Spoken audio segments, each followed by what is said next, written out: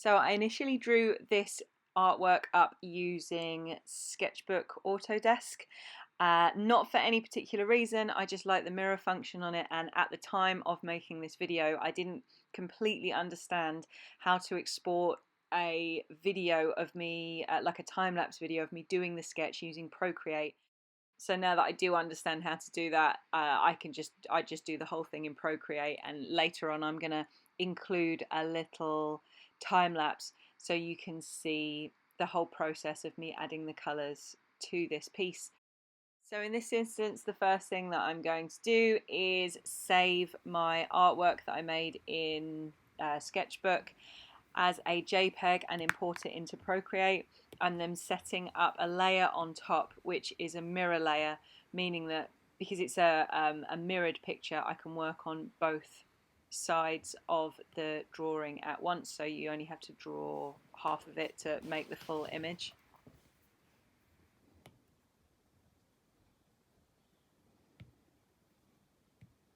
So to set this up on Procreate, you go up to Canvas on top left hand corner, click Drawing Guide, edit the drawing guide, and then you can choose, you need to choose Assisted Drawing, which is underneath the 2D Grid app, and then turn on Symmetry.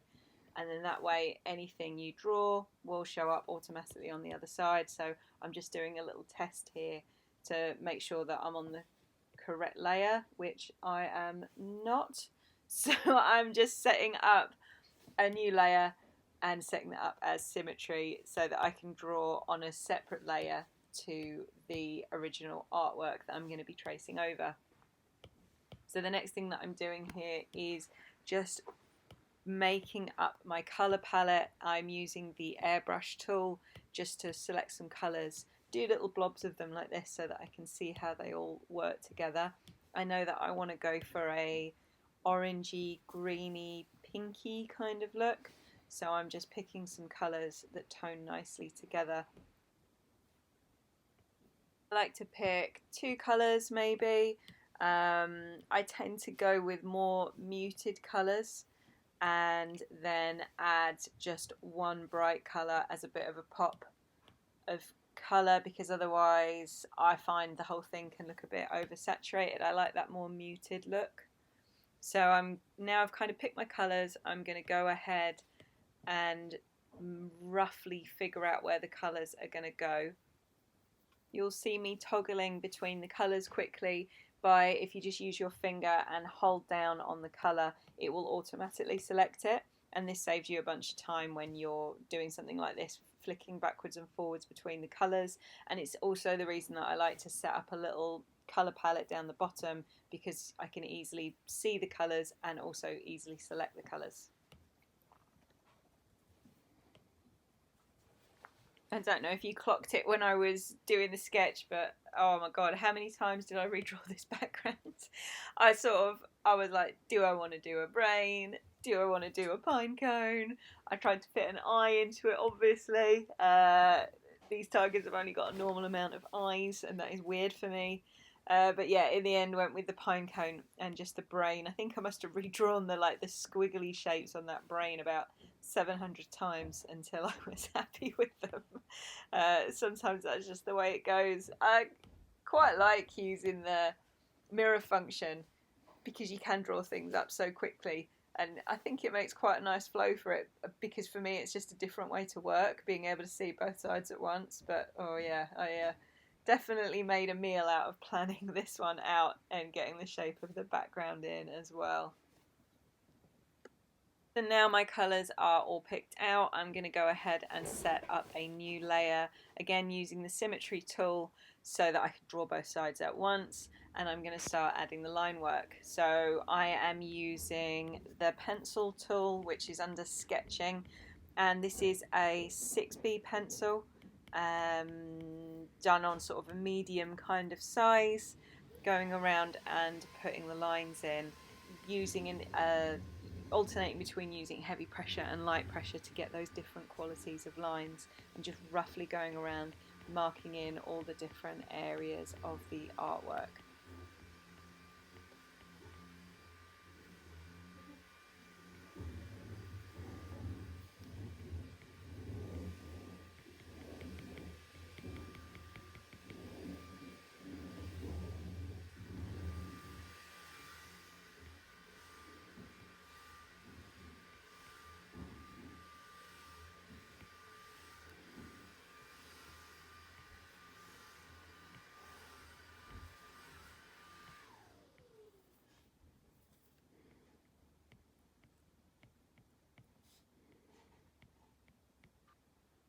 So I'm going to show you quickly how I achieve a fluffy gradient and like fluff lines on my artworks when I'm working on the iPad, and I'm doing this again using the pencil. You might want to turn the lightness, like the opacity of the pencil down for this, but using a lighter colour and starting from the end of the fluff going down to the middle and flicking out from there, so using a heavy pressure going through to a lighter pressure, then going over it again with a darker colour. Towards the end of the artwork you'll see me go over this one more time using black to really solidify the edges of the artwork. I find that doing it this way keeps it quite light and fluffy looking and not too heavy. So now I'm going ahead and adding another of these mirrored layers, and I'm putting it underneath my line work. And this is going to be our colouring in layer. So I'm using the airbrush tool on a soft brush just to add my colour in blocks.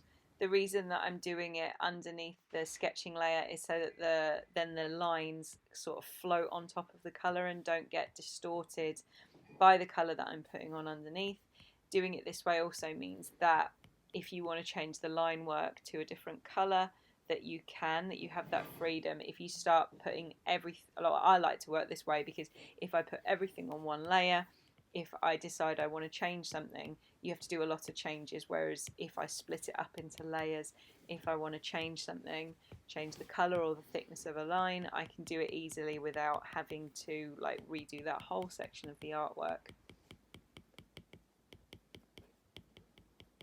So now all of my airbrush colours are in. You can see I've made like a flat base with a smooth gradient, but it doesn't have much life to it. So in order to do that, I'm going to go up here, I'm going to start a new layer. It's hard. There it is. And go up back to assisted drawing. Sorry, this is hard to do because the phone is in my face. Assisted drawing, turn on symmetry, turn this to this, done. Okay, so now I should have a layer that repeats itself. Oh, it's gone to eraser. Okay. You can see it's doubling it on both sides. So now what I'm going to do is I have going to select 6B pencil. No, I'm going to change my mind and I'm going to say Procreate pencil. That's better. And I'm doing again, it's quite small, quite light, and just play around with that until I'm happy with what it looks like. And now I've got my pencil set up, just checking I'm on the right layer. I am going to go round and start to add little pencil details to things.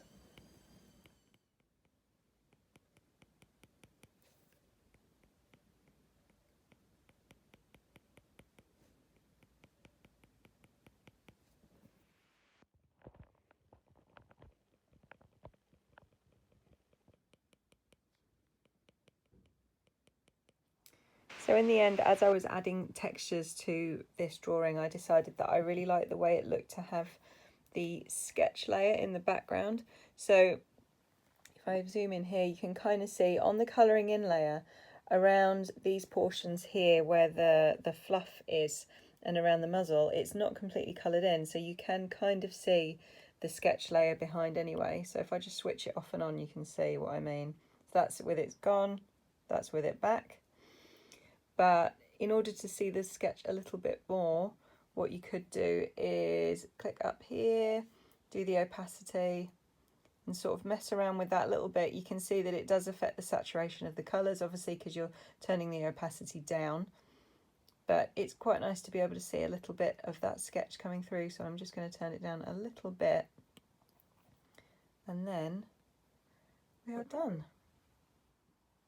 So this is my final artwork, including all of the different textures that I've put in. So I've used charcoal and the spray paint on like a splatter finish just very lightly to add a bit of texture to the whole piece. Let me go down and show you the brain. So the next thing that I'm going to do is export this as a PNG, and then it is ready for print.